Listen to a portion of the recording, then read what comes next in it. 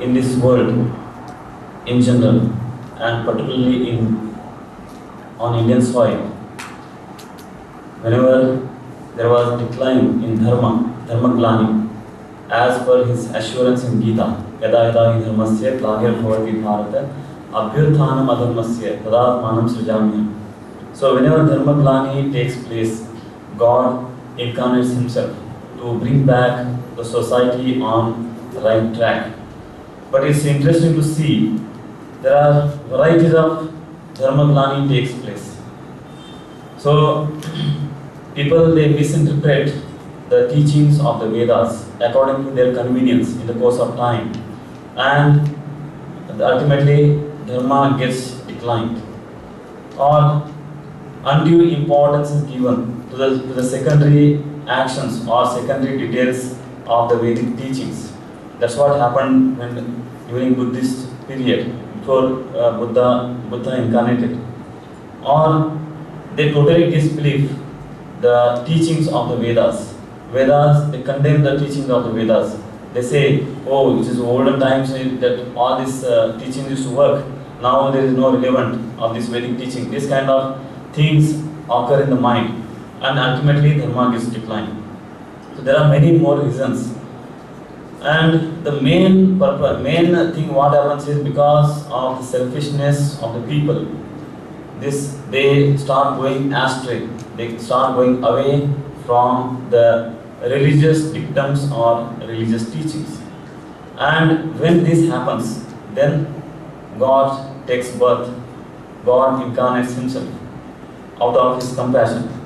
That's what happened when Buddha incarnated. That time there was undue importance was given to the Vedic rituals, and it went to such an extent that priestcraft became dominant in the society, and it took ugly turn, and Buddha had to come and he preached Atmadipopo. Don't depend upon any kind of ritual or anything. Try hard on your base, on your with your own efforts, and try to be free from this bondage, this samsara sadhana, Atmadipopo. And he himself practiced the sadhana and he realized. But during his period, sannyasa was prescribed to each and everyone, and unless the mind is ready for sannyasa, the person cannot lead that life. So sannyasa was trusted upon almost maximum in the society, and that's why again that the decline of dharma took place. Again people started misbehaving or going away from the teachings of the Vedas. Then came Shankaracharya. Shankaracharya had to work hard and to bring back the society on the right track, because by then this Buddhistic teachings or this misinterpretation of sannyasa has taken place. So this Shankaracharya had to preach the Vedic or Vedanta, message of Vedanta, that is Advaitic Vedanta, Advaitic philosophy, to bring back the society. Brahma Satyam Jagan Mithya. But in the course of time, again, these common people are not ready for these teachings, this Advaitic teaching. They need some kind of support, some kind of temple rituals, etc. to liberate themselves. So this Aham Brahmasmi, etc., these kind of Mahavakyas were misinterpreted, and people started thinking as a body as Aham Brahmasmi. Aham Brahmasmi means this body itself Brahman. So again dharma declined, and then ultimately Ramanujacharya took birth on this earth. So Ramanujacharya had to balance these two things, devotion and Vedanta, because only devotion or only emotional aspect of spirituality is also harmful, and only Advaita Vedanta, that is oneness, that is people are not ready for that. So mixture of both the things. So he established Vishishta Advaita philosophy. So Ramanuja was born in Sri Perambadur village in Tamil Nadu to a pious couple, Asuri Keshavacharya and Kantimati. They performed yajna to have a son and prayed to Lord Varadaraja. And Lord himself came to their dream and he told them that now people have lost the track of Vedic religion, they have started misbehaving, and they became wicked and selfish. So to bring back them again to the Vedic fold, I have to take birth. Unless I do something, then people will be misguided. So I myself will take birth in your house. So please go home. So with this assurance, this couple was very happy, and thus Ramanujacharya was born. While seeing or peeping through the divine life of Ramanujacharya, two aspects of his life we can see. That is, one is love and tremendous devotion to God and Guru. And secondly, his Catholicity, his concern for the spiritual welfare of the people. That was tremendous. These two qualities, two aspects was very strongly manifested in the life of Ramanujacharya. He was called, or he was supposed to be an incarnation of Lakshmana. That's why Ramanuja. Anuja means younger brother of Rama. So Ramanuja. So he was incarnation of Lakshmana. First he was born as a Adishesha, then Lakshmana, then Balaram, and now this Yuga he was born as a Ramanujacharya. At the age of 17 he was married to one girl, Rakshamamba, and at Kanchipuram. After their marriage, after some days, they left Kanchipuram.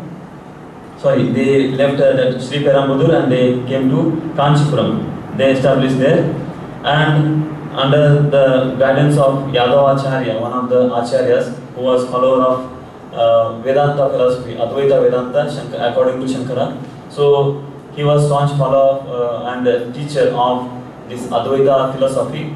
Under his guidance, Sri Ramanuja started his education about Vedas and Shastras. And because of his calm behavior, he was very obedient to the acharyas, very respectful to the teacher. So he became very favorite of Yadavacharya.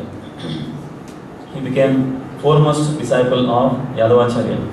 But this relation did not last for a long time, because some few incidents happened due to which this relationship between Yadavacharya and Ramanuja broke. Once Yadavacharya was explaining a dictum or teaching or shloka from Chandogya Upanishad, and after the class was over, then he requested Ramanuja to massage him with oil.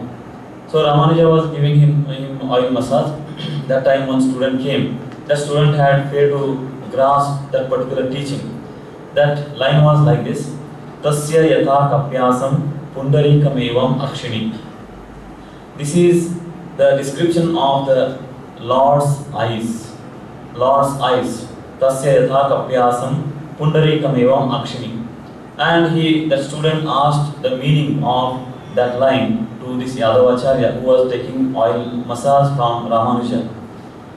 And this Yadavacharya explained that this is a description of Lord's eyes, and it says Lord's eyes are like lotus, red as Kapyasam. He interpreted as monkey's sitting place.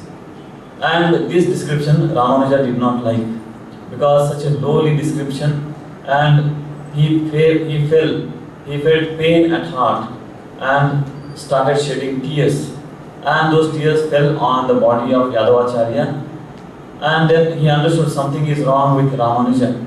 So he got up and with affectionate tone he asked Ramanuja, "My dear boy, what happened to you? Something is troubling in your mind. What is that?" Then Ramanuja said, "Revered sir, just now you gave the explanation of that particular word or that particular verse, that about lotus eyes of God, that I did not like. The person like you who is well versed in Vedas and who is a great scholar, and from such person's mouth such lowly descriptions I never expected. So I feel pain at heart." Then this Yadavacharya also became irritated and he asked, "Yes, my boy, I also became irritated by your audacity. So let me know the meaning according to you." Then this Ramanuja said, So we can derive the meaning. Kapyasam instead of monkey sitting place. Kapyasam means kam jalam pibati, the who drinks less water, that is sun. So this lotus, the eyes of the Lord are like a lotus blossomed by the sun. This meaning can be derived. So though he kept quiet, this Yadavacharya, but in his mind he felt hurt. Another class, it so happened, this Yadavacharya was explaining the Vedic teaching, Satyam Jnanam Anantam Brahman. This Brahman is, or this Satyam, truth, knowledge, Jnanam, Anantam, infinite. So this is what Brahman is. That Brahman is Satyam, truth, knowledge and infinite. There again Ramanuja objected that meaning and he said, Brahman is not these qualities, but Brahman has acquired these qualities. Means these qualities are different and Brahman is different. So Brahman is endowed with this Satyam, Jnanam and Anantam, this infinity, knowledge and truth. So Brahman is endowed with these qualities. So like I have this body, but I am not this body. This body is mine, but I am not this body. So like this argument took place and Yadavacharya thought this boy or this student is going beyond its limits. And if he starts deriving meaning like this, then he may start his different school of philosophy which may be dangerous to the Advaita. So he was so dogmatic, Yadavacharya, that he decided to finish that Ramanujacharya's life. That means to kill him somehow. And that thought was lingering in his mind. And this Yadavacharya and other his students, they planned for a pilgrimage to Kashi so that they can take the bath in Ganga and have Lord's Vishwanath darshan. And they requested Ramanujacharya also Ramanuja to accompany them. Ramanuja was a simple-minded person and he did not, and on the way they had planned to finish Ramanuja. So Ramanuja did not have any inclination of their plan. So he was a simple-hearted person. He started going with them. Of course, that time only they have to walk. There was no other mode of transport, thousands of years back. So Ramanuja and this Yadavacharya, they started, and other disciples also, they started on their pilgrimage. And after walking for some days, they came to the hill range of Vindhya. And there, big forest. After entering the forest, this Yadavacharya, he told his students to work out their plan. And they they had a meeting and how to kill, and all the plan was made. But fortunately, by God's grace, this one student by name Govinda, he was the cousin of Ramanuja. He heard all the plan and he conveyed this plan to Ramanuja, and he told, as quickly as possible, you escape from here, you run away from here because your life is in danger. Hearing this, Ramanuja immediately started back to the Kanchipuram, to his village, to Kanchipuram. And he walked for a long time. Here this Yadavacharya student, they started searching for him, but they could not find him. And after getting exhausted, after walking for a long time, this Ramanuja sat under one tree. It was late in the evening. That time one farmer couple approached him and they inquired who was he, from where he has come, etc. And then they asked, why you have come, my boy, such a place which is haunted by robbers and other wild animals. So where are you going? Then this Ramanuja told, I am going to Kanchipuram. Then this couple told, don't worry, we are also going that side, we are on pilgrimage. So let us all walk together. Then they walked, they rested at that night somewhere. Again next day they started walking. In the night they rested somewhere. And this wife of that husband, so she felt thirsty. So in the night she asked that husband to bring water. Then husband told, now it is dangerous to go out, so better to rest here. Tomorrow morning we will quench your thirst. So morning they got up and they went nearby well. They drank the water. And this Ramanuja drank the water and he brought some water for that wife. So 3 times he gave that water to her, but her thirst was not quenched. 4th time when he again brought the water in his palms, he found that couple is not there. And he searched here and there, but that couple was not there at all. And surrounded that the village or the city was surrounded by so many temples. Then he was surprised where he has come. Then he inquired one passerby and then he told, "This is Kanchipuram." And he was surprised. Overnight he has reached to Kanchipuram. And then he realized that couple was none other than Lakshmi Narayana himself. So then spontaneously came from his mouth, "Namo Brahmanya Devaya, Go Brahmana Hitaya, Jagat Hitaya Krishnaya, Govindaya Namo Namaha." This is shloka from Vishnu Puran. So he wrote down that God again and again for saving his life. Then he came home and prostrated in front of his mother. Mother also was very sad because of his separation, and she was surprised and happy also by having her son back again. Then after some months, Yamunacharya, Yadavacharya and party, they came and they feigned as if nothing had happened, and they feigned their happiness seeing Ramanuja safe. So Ramanuja again, he forgot everything and he started going to Yadavacharya to study the scriptures. In the meanwhile, Yamunacharya Yamunacharya came. He was a great saint and Vaishnava, and he came on a visit to Kanchipuram. And after visiting this Varadaraja temple, he saw that Yadavacharya is accompanied by Ramanuja. They are going somewhere. And though Yamunacharya did not know who was Ramanuja, but seeing his divine beauty, he felt attracted towards him, and he was surprised how such a person can be with Yadavacharya. Then in the meanwhile, there one small incident happened where we can understand the greatness or divinity of Ramanuja. The princess of Kanchipuram was possessed by ghost, and king called many exorcists, tantric, those who were well versed in mantra shastra, but they could not do anything. So Yadavacharya also was called. Yadavacharya also was very adept in mantra shastra. But as soon as this ghost in the princess body saw Yadavacharya, that ghost said through mouth of the princess, "Oh Yadavacharya, why you have come? Your mantras will not work here at all. So please go away, don't take trouble." But still Yadavacharya tried his best to use all the mantras, but no mantra was useful. So ultimately that ghost told him, "Unless you bring Ramanuja, I will not leave this body." So Yadavacharya went back and he reluctantly had to send Ramanuja.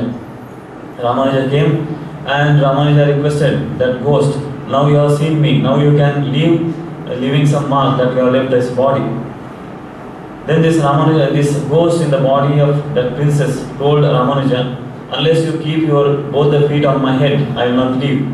So arrangements were made, and this Ramanuja kept both the legs on the head of the princess, and ghost left. Before going, that ghost told, "So as a symbol of my leaving is that nearby that banyan tree, top of the branch will fall. It will break and it will fall. So that is a sign of my leaving." So after some time, after that ghost left the body, the top of the branch fell. Cracking sound came and the branch fell on the ground. So thus princess was freed from that ghost. Then this Ramanuja, he started again going to attending the classes of Yadavacharya. Again this Vedic line came, Vedic teaching, "Sarvam Khalvidam Brahma Neha Nanasti Kinchana." So Yadavacharya gave explanation, everything is Brahman. There is none other than Brahman in this world. No world exists, only Brahman exists. Again this Ramanuja objected this and he said, "Whole world has come from Brahman. Brahman is the source of the whole world and universe. And there is no diversity. So all the beings are woven in that Brahman, like a Sutre Manigana, Sri Krishna says in the Bhagavad Gita, like a garland. Different flowers are woven in the one thread. So that thread is Brahman, and whole world are different parts of that Brahman." Then Yadava got irritated and he said, "If you don't like my teaching, my explanation, then please do not come tomorrow onwards. You stop coming." So with great respect, Ramanuja bowed down to Yadavacharya and stopped attending his classes. Then he went to visit Yamunacharya. He heard that Yamunacharya was not well. So he went to see Yamunacharya at his mud ashrama, Srirangam. The place is Srirangam. but by the time he reached, Ramanuja reached, Yamunacharya had passed away. He had gave up his body. But strangely enough, his 3 fingers of his right hand were stretched and clenched. So they were like this folded. This meaning he could not understand. Then Ramanuja inquired whether this was his normal posture. Then disciples, that Yamunacharya's disciples, they told him, no, it is something strange. This is not his normal posture. Then Ramanuja, by his meditation, by his inner sight, he could understand the meaning behind the meaning behind that particular posture. That 3 fingers, why those are stretched and clenched. So then first he uttered that Ramanuja in front of that body of Yamunacharya, he stood and uttered these 3 things. First thing is, I will protect the people, those who are deluded by ignorance, and I will create devotion for God, devotion for Narayana in their minds. As soon as he uttered these words, first finger became straight of that Yamunacharya's body. Then he said, I will write Sri Bhashya, commentary on the Brahma Sutras. So by that I will establish the knowledge of reality. As soon as he uttered this second thing, then again second finger became straight. And third thing he told, I will express my gratitude towards Veda Vyasa and Parashara by giving these names to the suitable persons. So these, after uttering these 3 things, all the 3 fingers became straight. Then these disciples or students understood the meaning behind that. That means Ramanuja was going to be their leader and in charge of the ashrama. So then Ramanuja was waiting for his mantra diksha, initiation. And this one Kanchipurna, that one greatest devotee of Lord Varadaraja at Kanchipuram, Ramanuja requested him to initiate him into mantra. But Kanchipurna said, I am Shudra, though I am devotee of Lord, but I am Shudra and I respect Brahmins, so you cannot have initiation from me.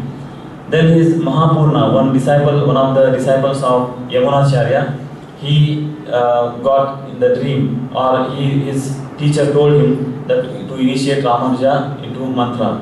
So accordingly he came to Kanchipuram and initiated Ramanuja into mantra by lighting fire. After that Ramanuja took sannyasa. Ramanuja's wife became short-tempered and quarrelsome, and even she created some quarrel with Guru's wife also, Ramanuja's Guru's wife also. So this Ramanuja could not tolerate, and somehow Ramanuja got rid of his wife and he left home, and taking some ochre cloth, he went straight to Varadaraja temple and offered himself and that cloth at the feet of Varadaraja, and came out and nearby lake, he went on the bank of nearby lake, lighted fire and offered the oblations of his desire and wife and all other worldly pleasures, and put on that ochre cloth and accepted Tridanda, 3 staffs, and became Ramanuja, that became sannyasi. Then he went to Sri Rangam and took the charge of that ashrama of Yamunacharya.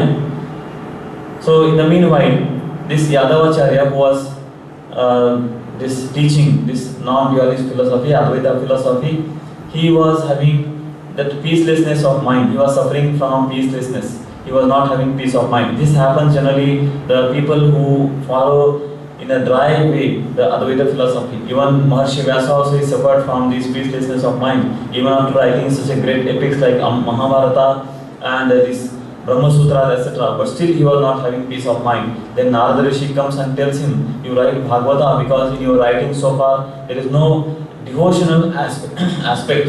So that love aspect of God you are not included. That is why you are suffering from this peacelessness. So you write Bhagavata, then your mind will be at peace. And accordingly this Vyasa wrote Bhagavata. So similar case happened with Yadavacharya also. So Yadavacharya also was suffering from peacelessness. So he went to Kanchipurna, the greatest devotee of Lord Varadaraja. Kanchipurna told him that you go and surrender to Ramanujacharya, then only you will get peace of mind. In fact, previous night, this Yadavacharya had a dream that Lord had come and told him, asked him same thing, to surrender to Ramanujacharya so that he can have peace of mind. So accordingly, he followed Yadavacharya, went to Srirangam and had discussion with Ramanujacharya.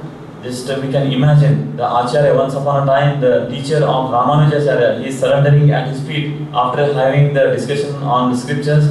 That Yadavacharya surrendered at the feet of Ramanujacharya and became his disciple and took sannyasa, and he was given name Govindajiya. Then afterwards he wrote, Yadavacharya wrote Yati Dharma Samuchaya, the book on Vaishnava Dharma, the duties of a real Vaishnava or a real devotee. And after writing that book, after some days, he passed away.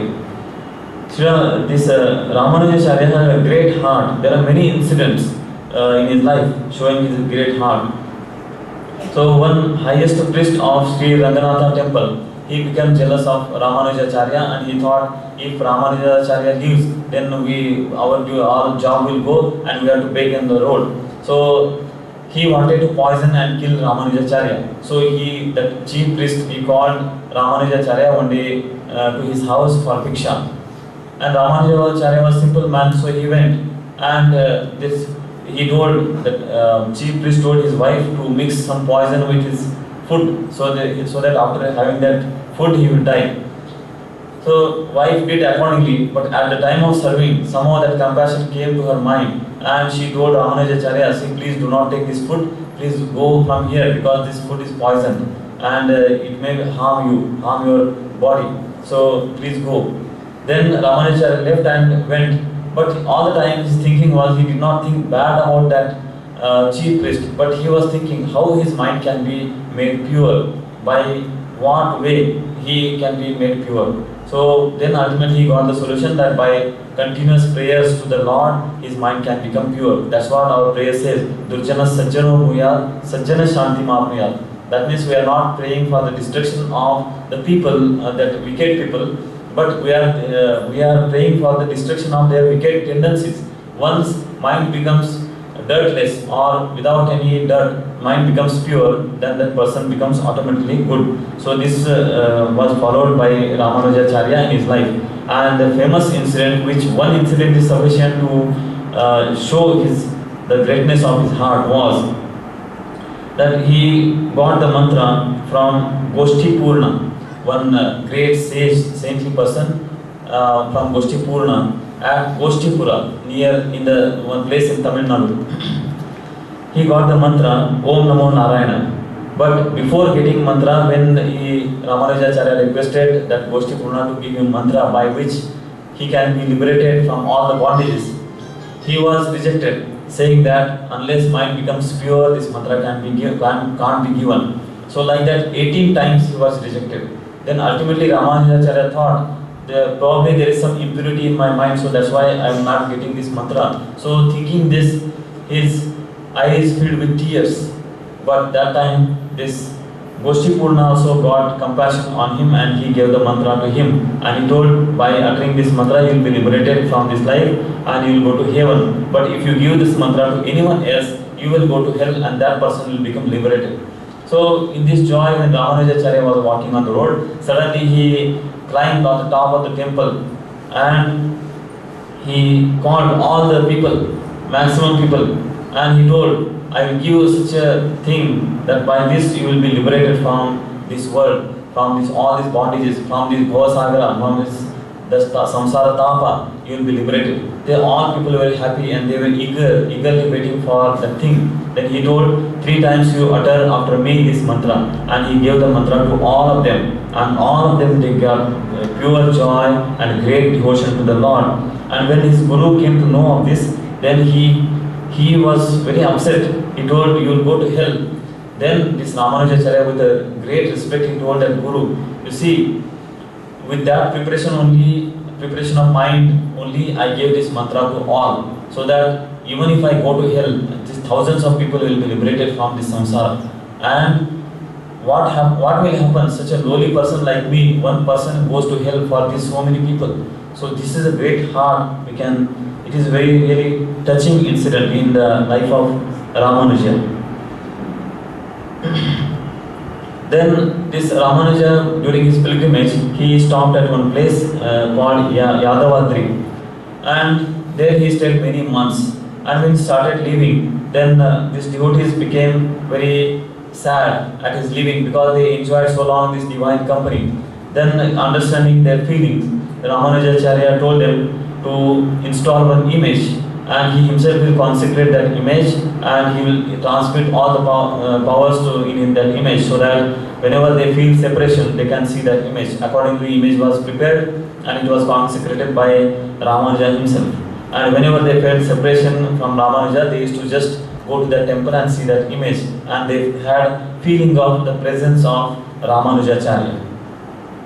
Then at Sri Perambudur, after hearing this incident, Sri Perambudur, the birthplace of Ramanujacharya, that those people also got inspiration, and they also made the image of Ramanujacharya and they installed, and they were performing the Vedic rites to invoke the different parts in the body, to invoke the prana in that image. That time at Srirangam, this Ramanujacharya was at Srirangam. He was taking class of the students. Suddenly he became in this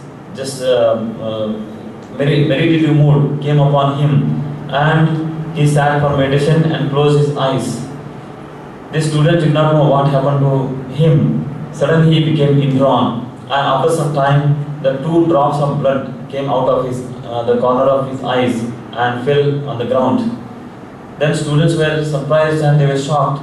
Then they asked after some time, when Ramanujacharya came to normal plane, then they asked Ramanujacharya what was the matter. Then Ramanujacharya told at Sri Perambudur they were installing the image, they were performing the Vedic rites, and when they opened the eyes, then that blood came out of my eyes. So I could see that complete ceremony. So like this, he trained many disciples. Ramanujacharya trained many disciples, and because of his attracted by his divine personality, many disciples came to his fold, and every disciple was very extraordinary, endowed with extraordinary qualities in the scriptures, in the meditation, in devotion, etc. So now this almost 60 years he spent in Srirangam, this Ramanujacharya. 60 years of his life. Totally he lived 120 years, and 60 years of his life he spent in Srirangam. So those devotees felt themselves very lucky. Now he started preparing for his final journey. Ramanujacharya, he thought his work is over on this earth, so he started preparing his final journey. Accordingly, he declared his day, and the devotees came and requested him to stay more on this earth. According to their request, just to respect their request, Ramanujacharya extended 3 days of his life on this earth. In the meanwhile, within 3 days, these people of Srirangam, they prepared the image of Sri Ramanujacharya, and it was installed. It was consecrated by Ramanujacharya himself. But before departing, he gave 74 instructions. Ramanujacharya gave 74 instructions. Those are called gems of instructions to the people, how to behave in the society and how to lead the life of a devotee, etc. So some few instructions are like this. So worship Vaishnavas as you respect Vaishnavas, or worship Vaishnavas as you respect or worship your Guru. Vaishnavas means devotees of God. Have sincere faith in all the ancient teachers. They have done great work, so we should have respect for all the ancient teachers. Not to be slaves of the senses. Our senses drag us to many places or to many things. We should have perfect control over our senses. Then not to be satisfied only with worldly education. We should read some good books, some books about Lord and His creation. At least 1 hour in a day we should contemplate upon Lord and His glory. Then devotees of God are your real relatives or real friends, and those who do not love God, you should hate them. So like that, many teachings are there which we can easily practice them in our life. So 3 days over, then after consecration of that image, then this Ramanujacharya, keeping his head in the lap of Govinda, one of his cousins, he gave up his body and his mind merged at the lotus feet of God. Swami Vivekananda, he says about Ramanuja. Ramanuja's heart was greater. He prayed for the downtrodden. He sympathized with them.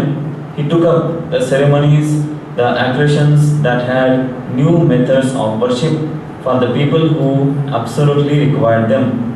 At the same time, he opened the door to the highest spiritual worship from the Brahmin to the Paraya. That was Ramanuja's work.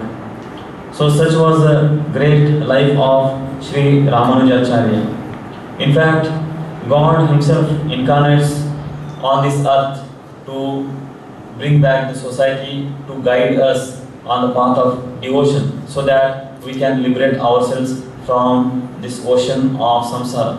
So let us pray to all the acharyas and to God that let our mind be soaked in the ocean of bhakti, in the ocean of devotion, so that we can cross over this ocean of samsara, we can cross over this maya sagara, and we can be free from all this samsara tapatraya.